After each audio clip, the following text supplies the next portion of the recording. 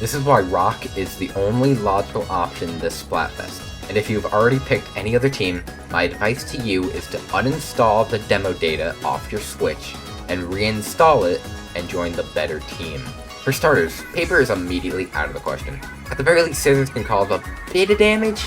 Okay, so rock versus scissors. Despite the fact that rock already wins the battle in the context of the actual rock, paper, scissors game, I'm confident that I will persuade you about the better team. Rocks can be fucking huge.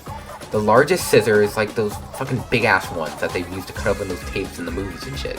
The largest pair of scissors in the world are a measly 9 feet and 10 inches, while the biggest rock is 2,350 feet. Get the fuck out of here, big man. Who do you think you are? Rocks are not only good in close range combat, but also in long range. If someone is coming at you with scissors in hand, you can either bash them on the head, permanent skull damage, or if they are rather skilled with their weapon, you can simply chuck the rock at them. If you throw it fast, I can easily break a few ribs. There are so many rocks on the earth. You're literally living on a fucking rock. And you're gonna disrespect your planet by picking a tiny little cutting tool? Wow, dude. Those tectonic plates are gonna fuck you up the next morning for that one. Rocks had a whole age dedicated to them. Where the hell is your scissor age, huh?